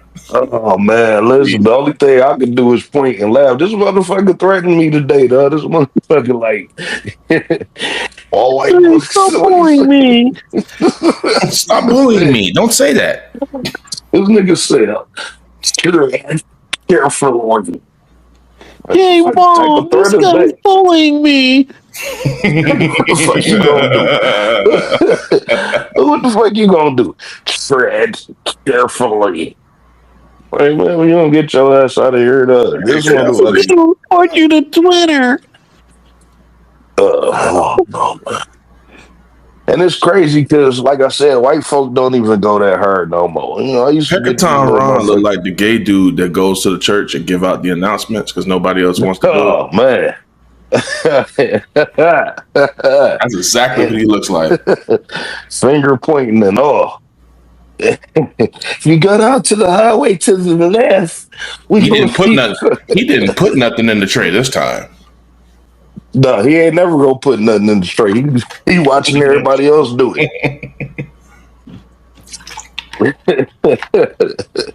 You ever seen that movie with Bill Cosby and they passed the collection plate and he just went, wah! He didn't throw nothing. He just made it seem like he threw something in and passed it. That's that motherfucker there.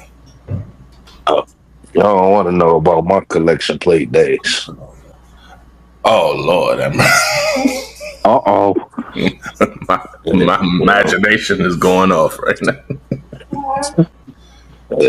Yeah. Whatever. Shit, the Lord know what time it is. Hey, the Lord giveth, right? Yeah, shit. He wasn't gonna drop it off the sky. Sometimes you got to take a message for what it is. Hold on, I'm mute my Long mic. I gotta time, walk long, my long, long, dog. long, long time ago. But the thing though about wrestling fans is we do still have to remember that a lot of wrestling fans are nerds, and these motherfuckers don't have uh, a sense of reality about a lot of things. Um, and like I said, Pt2 Ron is one of the ones that'll take what you see posted on Twitter, which, hey, I could probably take it a step further, whatever. You know what I'm saying? And take it to her. Thing is, white folk don't even have meltdowns like this. You know what I'm saying? Once I put a white in their place, they go on about their business. We talking about a fucking year. Do y'all know that this motherfucker created at least 4 or 5 profiles? Damn. For me, he don't have no backup. He'll get people to agree. Okay, yeah, the nigger is racist. Da, da, da, da, da, da. Why you still at it though? What's up? You know what I'm saying? I mean, So, shit. uh, these people are in the way too of holding up progress. And these people are in the way, and they are the ones that's gonna take what Bobby Lashley said and say, "See, I told you so." You know, black people don't need to be known looked at as black all the damn time. You know what I'm saying? And those are the ones that the WWE will listen to. Well, you do got a point. And as long as black people feel this way, let's continue to not do shit for these motherfuckers. I mean, like I said, American Negroes are the most in professional wrestling. I'm just talking about in professional wrestling, past, present, or future. Greater shape than most. Look at Rocky Johnson back in the day. Look at Tony Atlas back in the day. It was in better shape to me than Hulk Hogan. Then Hulk Hogan had a phenomenal shape. You know what I'm saying? We the most charismatic people in the world. We the most entertaining people in the world. And now we talking about a fake scripted sports. And we still can't be presented as such, as these white counterparts. How interesting do y'all think that wrestling would be if our culture was genuinely added into professional wrestling? Don't make it seem like a stereotype because you just got one person doing it. You get what I'm saying? When you got a multiple people doing different variations, different parts of our culture. You get what I'm saying? Yeah. How interesting do you believe that the show would be on top of the great wrestling? Probably be perfect. It's That would new. be great if we had multiple wrestlers that are us showing different sides of our culture. It's new and it's different, right? Yep, fresh. Fresh, authentic. If it's done and put into the right hands. You know what I'm If saying? you do it correctly. Why are they so afraid of that?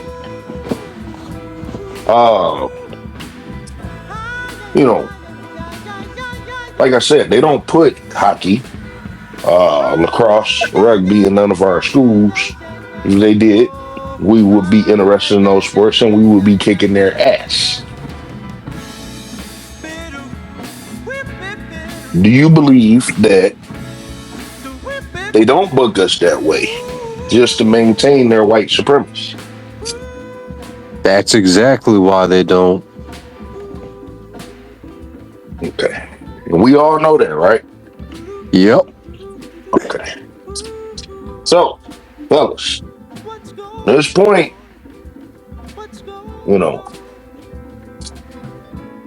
It is important for y'all to throw it in. But there is a problem. You got to put it down these people throats. It is a problem.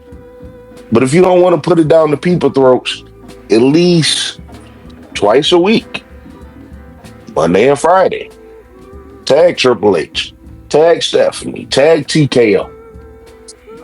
What's up with the progress for American Negroes? Specify it. And when y'all talk to these wrestling fans that try to throw out all these tethers and shit, I don't see y'all correcting these motherfuckers. You get what I'm saying? Kofi Kingston is not a representative of us. You may have a love and respect for Kofi Kingston, I do, but he still doesn't represent me. This way we can have a true understanding. And it's funny because white folk is hypocrites. One thing I know about white folk is they delineate just like we do. They just know when to delineate. You know what I'm saying? I don't have to wait on a Jamaican to commit a crime for me to delineate myself from them. It's already known from the gate that we are not the same. And I'm telling you that.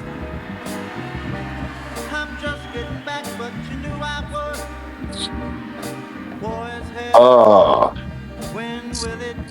Real, I'm not gonna beat you down on none of that stuff. I do got a question for you though. Can you come up here real quick?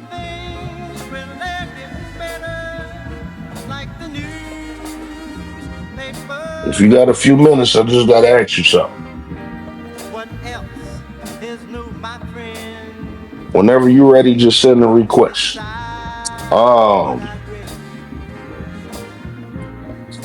Chad,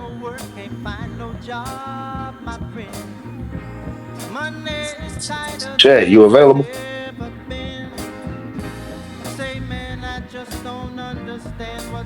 Okay. Mike, are you available? Yeah. All right. So it's established that we already established earlier, just getting back on the New Day part. We already established earlier that these things were thrown together. We know that it's eventually going to end in uh, Xavier Woods' release.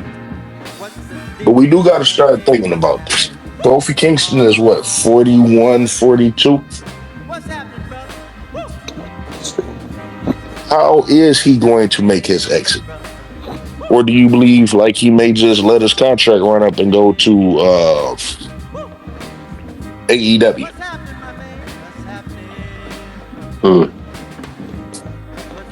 Not sure about Kofi. I'm just speaking to him specifically.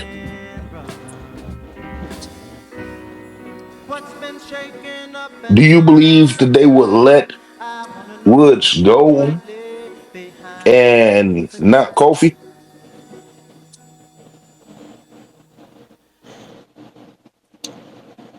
I say that Considering, because Kofi said a couple of weeks ago that I was a Hall of Famer before New Day even got together. You know, which means that low key, they probably got some type. They may feel like they have some type of loyalty over him. which is crazy because Woods, you know, he's so much more versatile. He, he can work in the ring and he can work.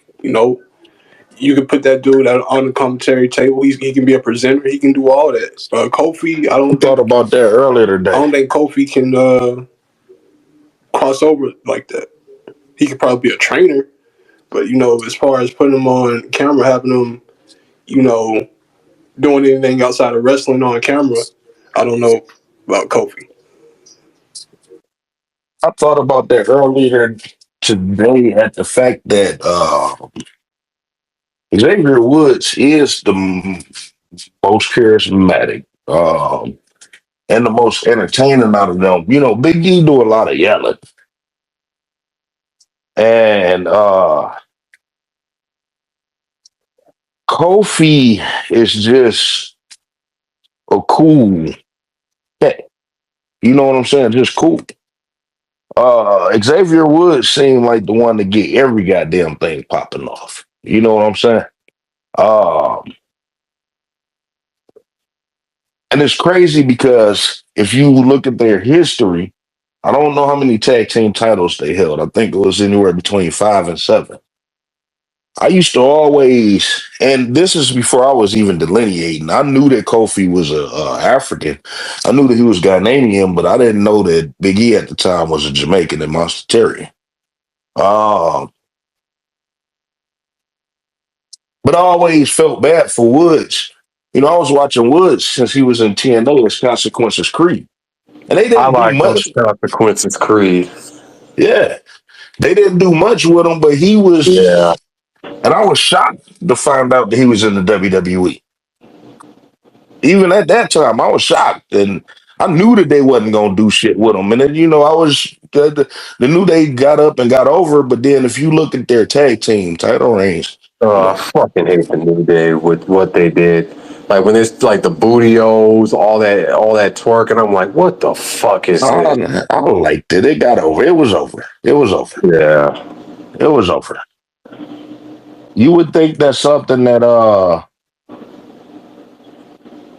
you would think that that's something that I would be against, but I'm actually wasn't.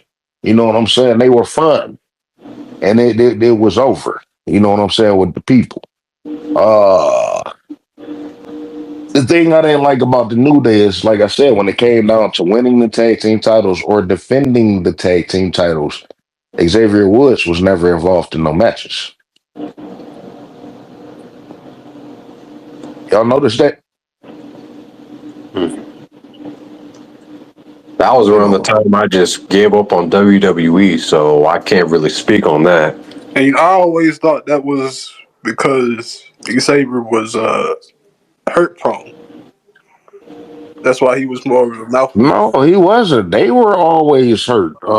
Like I said, Xavier, the only time Xavier Woods defended the titles was when one or the other was hurt. And Big E was always had them little lingering injuries, and Kofi always had them little lingering injuries. I think Xavier Woods only got hurt when he won the King of the Ring.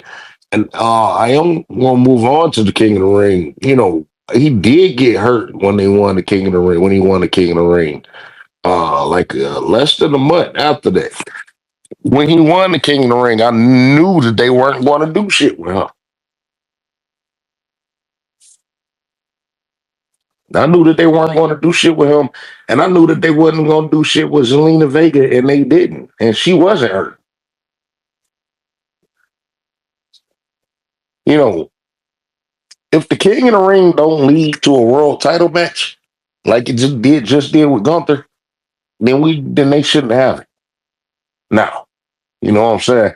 It used to be a full pay-per-view and it meant something. Survivor Series used to mean something. Survivor Series don't mean shit no more. Even with them adding the war games.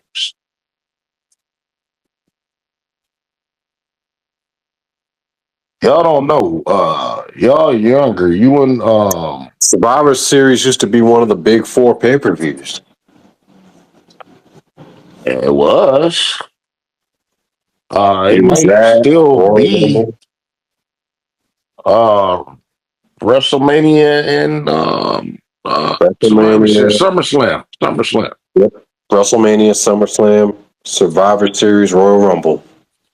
But y'all don't remember, Mike, you and Chad, me and you been watching around the same time. You remember that little stigma they used to put around the Survivor Series between 1997 and 2001? Like when Survivor Series, when it was the Survivor Series, you just felt something in your gut. You knew something was gonna happen, and they built all of that off of that shit that happened in '97. Yep, Montreal Screwjob. Yeah. Then the next year they had that tournament and shit with The Rock, and Yeah, to crown the new they WWE champion, him and Mankind and The Rock joined the corporation. I'm just saying the feel of it though. They was putting something in the air throughout that time, and then '99 with Stone Cold getting hit by the car, they was And kind of then put. 2000, he got his get back. Yeah, and I ordered that pay per view. All I had to do was just tell my uncle that I was gonna be good at school and not get kicked out no more. He gave it to me, and I used to watch that match 100 fucking times. And that match, looking back at it, it really wasn't shit. But that Survivor Series, it really low key hit me. For a while, that may have been my favorite one. But all that shit is gone. And now let's take a look at it. SummerSlam is the second biggest pay-per-view right now, right? And there was no American Negroes wrestling on that program at all. Now we at the point to where Survivor Series is the fourth, and it was no American Negro males working on there this time. Again, which has been a trend as far as when it come down to Negro males working on these programs. Why did Carmelo Hayes face Cody last week? From what I seen on a clip on Twitter, they had like Carmelo Hayes was like, "Hey Cody, you're kind of part of the problem or something." Like when saying that Kevin Owens was right about him. I seen that. So he just basically challenged them just based off of that. Because they faced each other not too long after Cody won a title. Yeah, that was like when he had the draft. Yeah, when they had the draft. There was draft night, I believe. And, Yeah, I remember that. What do y'all think they're going to do with Carmelo Hayes? Probably nothing. It's a fucked up thought process to have. Notice that every time I say, what do y'all think that they're going to do with certain people, y'all say probably nothing. It's funny how we could see this shit clear as day. This is why I hate settling for crumbs. You know what I'm saying? Yeah. Y'all can't tell me, oh, Bianca Belair held the title for a year and I got to be satisfied with that. But y'all not doing nothing to elevate her beyond that. Case in point, Rhea Ripley held the title for over a year, right? Yeah, I think she did. And they do something to elevate her just now? Even more after she lost the title? Yeah. They putting the effort into her, and I guarantee you. Hey, they're booking her like they have her like she's 96, 97 Sting when he was fighting the NWO. Yeah. I'm like, what the hell? Bianca Belair literally been the exact same since she came on the WWE roster. And I'm not taking nothing away from her. It still stands out more than anything else that any woman is doing right now. But at the same time, that's still a concern for the fact that you do look at all these fans that is literally tired of her. We're not, but they are.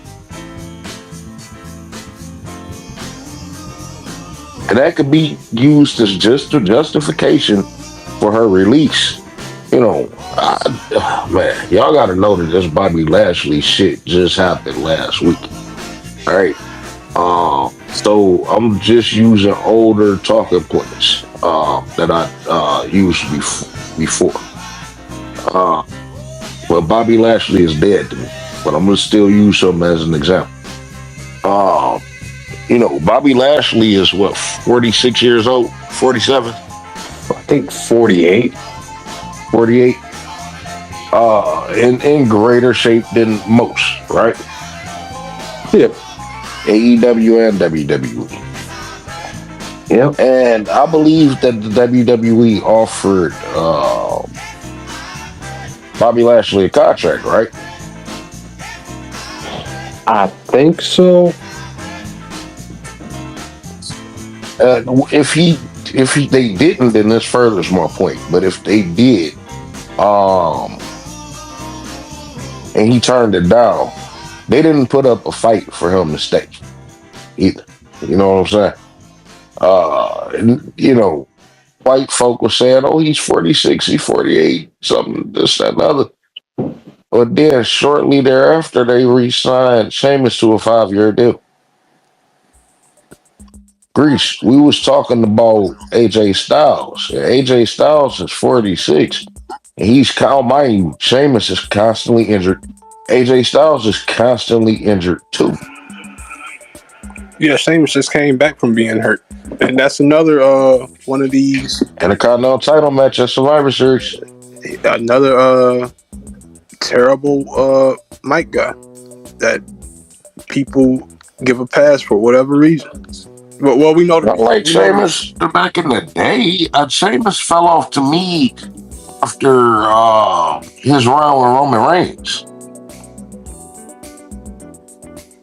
I was down there 10 years ago. Before then, I always liked Sheamus. I enjoyed Sheamus. Even when he minus won the the whole championship that 1-800 first fella time. bullshit. Hold on, both of y'all was talking at one time. Yeah, Sheamus won that championship the first time. I never really got him. I wasn't into the dude. Well, I liked it because I knew Sheamus. He was in the beginning of NXT, or I'm sorry, ECW. That was ECW then, and I saw Sheamus have a series of matches with Goldust. Matter of fact, y'all should go back and watch them matches. I don't brag about any old matches. You get what I'm saying? No matches was fucking good. Really, really, really good. Really good. You know what I'm saying? And it was on ECW. And so I noticed his work rate then. Other than that, I think he was having squash matches and shit, but he was like having 10-minute matches with Goldust, and it was just amazing. Like, to me, it was the better matches at the time to me. That's saying a lot. I didn't expect for them to go the direction that they went with him immediately the way that they did, but it worked. I thought that it worked. And then he had a successful career after that. So they didn't drop the ball on him until after that shit with Roman Reigns. Sheamus really was a good wrestler because, hell, that was the first match I liked with Roman Reigns, that TLC match. And then the match they had the day after that, where Roman actually won. Is Sheamus anywhere near as athletic and this the piece of shit known as Bobby Lashley? Let's say it like that. Sheamus is not athletic at all, but Sheamus is good for what he does. And he don't need to be athletic. But he's good for what he does. But I tell you that they put more effort behind Sheamus than they did Bobby Lashley ever.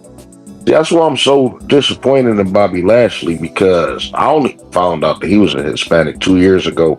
And even up to that Full Gear, I advocated for him to do better.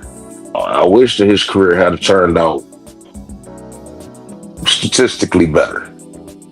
I was highly upset. Like, y'all could go back and just type Bobby Lashley shit in my shit, and you could see around the time that he got released, I was making the comparisons. Y'all re-signed Randy Orton to this big ass contract. Y'all re-signed Sheamus. Y'all still got AJ Styles, and he fucking hurt all the time, but y'all didn't put no fight behind keeping Bobby Lashley because his skin is dark. I was advocating for this motherfucker. Just for you to say some bullshit like that. You know what I'm saying? I was disappointed when you sent me that clip of that Full Gear scrum. I'm like, come on, Bobby. And I was talking to Isaiah Washington earlier, not earlier today, but last week. the actor, on the space, and it was a really, really good space. Yo, H, you talking about the actor, right? Yeah. Oh, that's my man right there. They should have never blackballed him like that, bro. He's a pretty decent actor, bro. Feel like Don Tudor done stole by 6 roles this man should have had. I may jump over to fan base, which is Isaac Hayes Jr. Did you see that cartoon that Tariq put out on Isaac Hayes Jr., bro? Yeah, listen. I'm trying not to get into all this shit. I'm trying not to get into all that shit because it's corny at the end of the day, bro. But it is. I believe that it's funny, but whatever they little beef was about, I had a thing with Isaac Hayes before on the election. He was a big Democratic shield. Yeah. But I got after this election, the main thing was just to repair relationships. I agree. Because this was something that we should not have fell out about nobody in the way that we did. I mean, I got to call old women bitches. Man, let me tell you, between my father and my sister, oh my God, and I got to be right there in the middle of that shit. Ooh. It was rough. My brother. It was rough. I remember you telling me about that. Yeah. When I say we didn't even do Thanksgiving, like I completely stayed home and ate chicken wings for Thanksgiving, bro. I didn't even show up. This is the first Thanksgiving of all my life. Well, this was the Thanksgiving you were supposed to get over that. That was the point. This is the time to get over that because it's not supposed to be like that. Greece is about the same age. This is the conclusion of this week's throwback edition of Wrestling with Racism, and I would like to thank each and every single American Negro for tuning in. If you weren't aware, this was part 2, and part 1 is already available, so you may go and check that out. Part 3 and the conclusion of this entire series will be available on Wednesday, Thursday at the latest. All American Negroes, take heed to what we're speaking of, because the same thing is bound to happen to people such as Carmelo Hayes, Trick Williams, Lash Legend, and even Bianca Belair. American Negroes, take care of yourself as an individual and protect one another as family. As our dearly beloved ancestor Frankie Beverly stated plainly, we are one, and that's the way it is.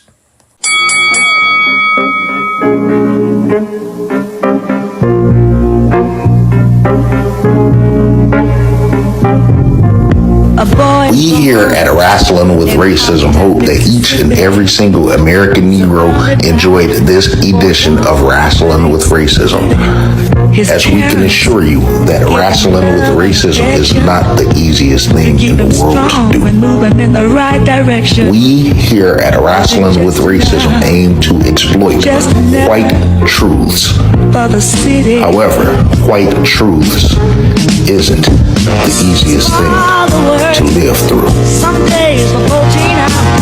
As we continue to wrestle with racism, we are in the second half of our second season, and Wrestling with Racism is hiring for key positions.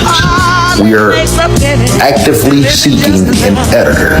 If you are an editor and you are an American Negro, please feel free to DM me your resume. You must be in tune with professional wrestling and social issues regarding race, specifically with American Negroes. You may DM me at non-crackers@al with the L on the end on Twitter X, which is also the place where you can find more white truths. Wrestling with Racism is also actively seeking an associate producer.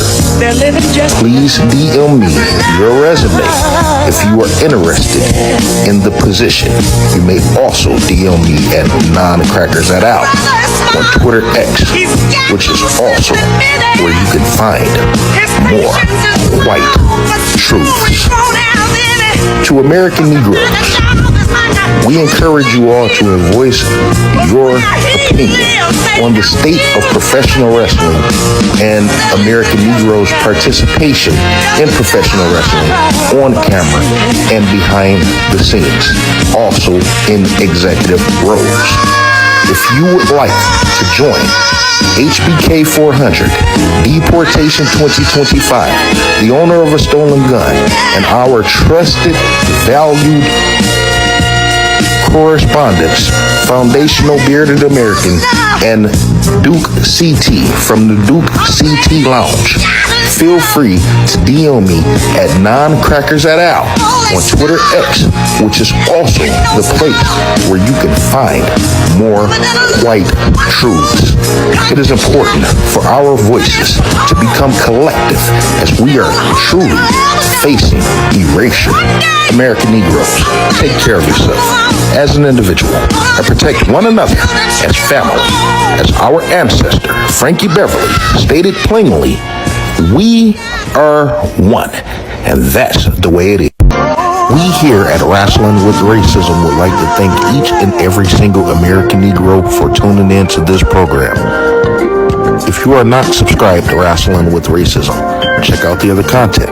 And if it hits you to the core, subscribe and share with every single American Negro that you know, whether they are wrestling fans or not. Be sure to also tune in to Wrestling with Racism on YouTube, TikTok, Facebook, Instagram, Fanbase, Spotify, and at Non-Crackers at Al on Twitter X, where you can find more white truths. This is also very important as we continue to wrestle with racism. American Negroes and American Negroes only, feel free to leave your comments below. Wrestling with Racism will return next week with a new edition of Wrestling with Racism. In the meantime, take care of yourselves as an individual, one another as family, as our dearly beloved ancestor Frankie Beverly stated plainly.